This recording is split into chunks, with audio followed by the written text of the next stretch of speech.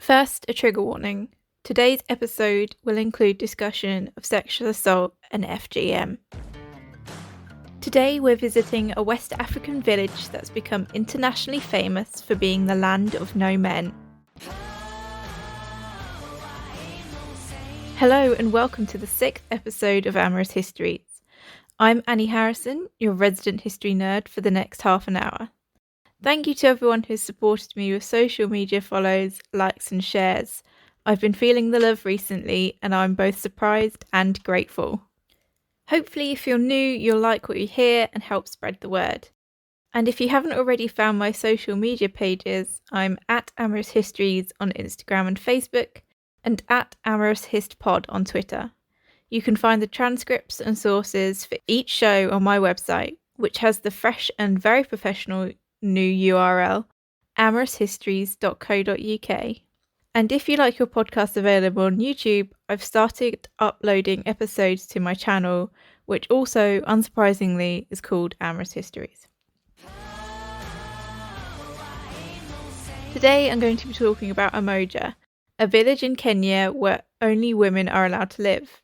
I first learned about the village on the @slipperywhenwet Instagram, so big shout out to Tia who runs that account. Go and check it out. Umoja is a village in the grasslands of Samburu in the north of Kenya. In 1990, 15 women who had survived rape by British soldiers posted to Kenya founded the village as a safe haven. One of the founders, Rebecca Solly, first had the idea of creating a women-only village when she was recovering in hospital after being physically assaulted by the men in the village where she lived at the time. Solly had been targeted because she was trying to teach the women in her village about female genital mutilation and was speaking up against the sexual assault local women were being subjected to by British soldiers. Rebecca talks about deciding to start the women-only village and leave her husband because he did nothing to prevent her attack and seemingly didn't care. In the 2015 Broadly documentary, The Land of No Men, inside Kenya's women-only village, Rebecca tells the host, Michelle DeSwart, "As a Samburu woman, you have no rights. If your husband wants to kill you, he has the right to kill you at any time because you are like property." This is a concept we're pretty much all familiar with, as women across the world continue to be treated like second-class citizens who are disposable property. The Samburu tribe usually live in groups of 5 to 10 families and are semi-nomadic. The culture is patriarchal, with men making all the decisions and female genital mutilation being a stubborn tradition. Although FGM is illegal in Kenya, it is seen as an important part of the Samburu culture, and girls are expected to be circumcised so that they can marry. In Umoja and its sister villages, FGM is not practiced, and the women of the villages seek to educate others about this horrific act of violence. As well as FGM, child marriage is commonplace, with young girls being married to men 2, 3, or sometimes 4 times their age.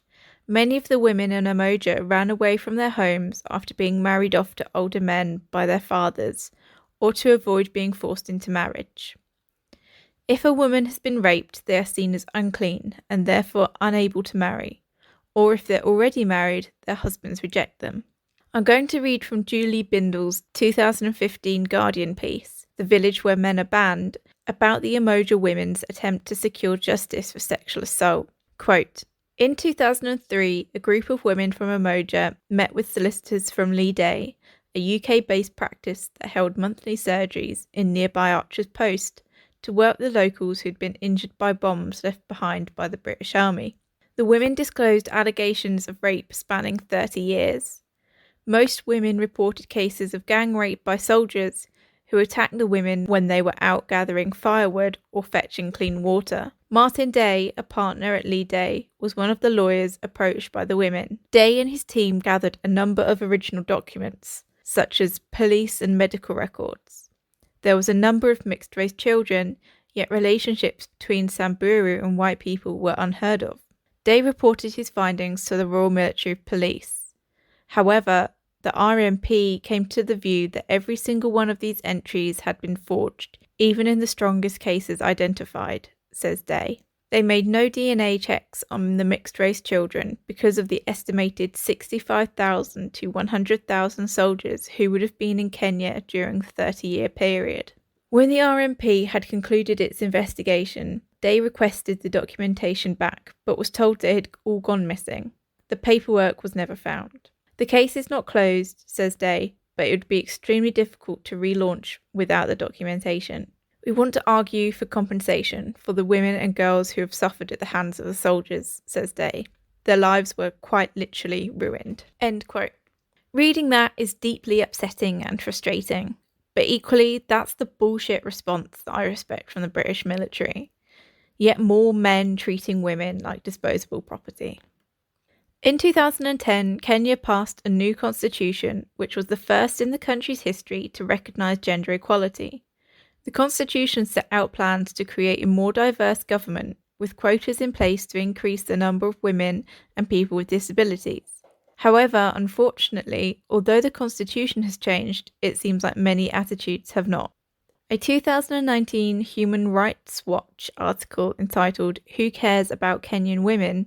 notes that, quote, a recent national health survey found that almost half of Kenyan women aged 15 to 49 say that they have been beaten, harassed, or raped, often by someone they know. An Equality Now press release from 2021 states that 40.7% of women suffer lifetime physical and/or sexual intimate partner violence. 22.9% of girls are forced into child marriages.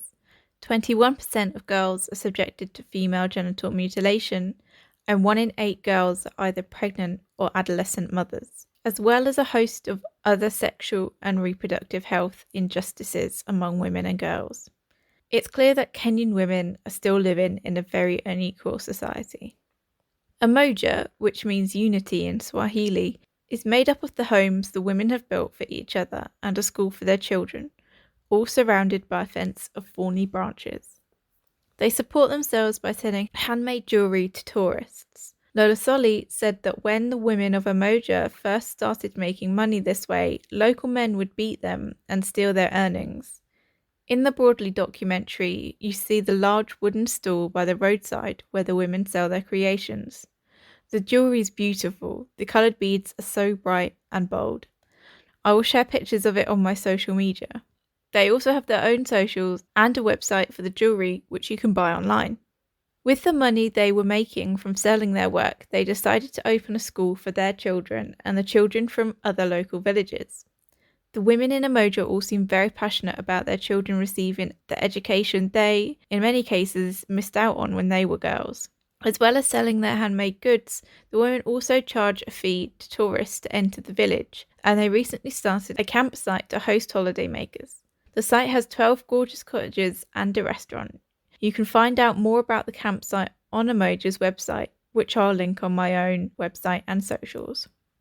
Villages similar to Umoja have appeared in the Samburu region, where women rule but men are allowed to live if they abide by those rules. Nachami is a village that was started in 1998 by a group of women who had formerly lived in Umoja. Nachami, which means love, is a matriarchal village that shares its values with Umoja but welcomes men.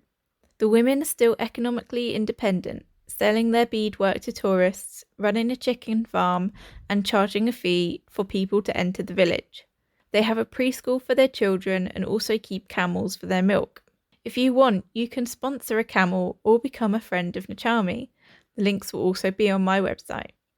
Another matriarchal village in Samburu is Supper Lake.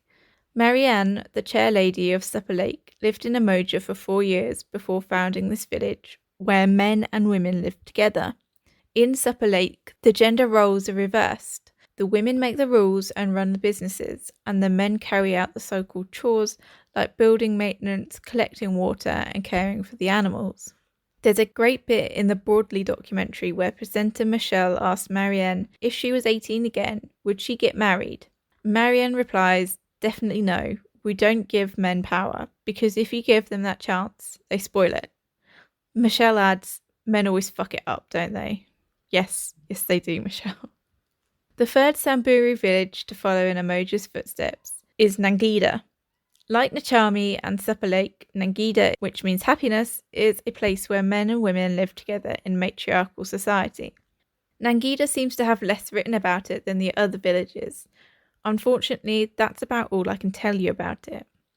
So, 3 decades after Umoja was created, what has the impact been? Well, beyond birthing its 4 sister villages and teaching surrounding communities about gender equality, Umoja's women are also leading the charge for land equality in Kenya. Although the country's constitution states that all women have equal rights to own property, land is often passed down from father to son, excluding women from the opportunity to have their own property.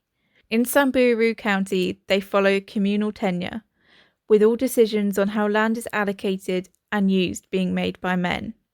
According to the Kenya Land Alliance, an advocacy network, women own less than 2% of all titled land in Kenya. But hopefully, soon the women of Umoja will legally own the grazing land a few kilometres away from their village, which they bought a few years ago with savings and donations. As an aside, the COVID-19 pandemic and continuing droughts in Kenya further threatened the well-being and livelihoods of women in the area. The reduction of tourism caused by the pandemic has directly impacted the income of Umoja and its sister villages. The droughts have contributed to an increase in domestic violence across Kenya as men decide to take out their frustration and anxiety on their wives. Women tend to bear the brunt of bad situations. Most people don't link climate change and domestic violence, but for some women, that's their daily reality. I hope you've enjoyed learning about Umoja and its sister villages. I really recommend watching the Broadly documentary, which is available for free on YouTube. If you like this episode, you can leave a little review or some stars on your podcast app or website. You should be able to find me wherever you get your podcasts, even YouTube. You can follow my socials at Amorous Histories on Instagram and Facebook, and at Amorous Hispod on Twitter. Transcripts and sources are at amoroushistories.co.uk. Please feel free to DM me or email me on amoroushistories@gmail.com if you have any questions, episode suggestions, or you want to collab. Thanks for listening, and remember to stay sexy.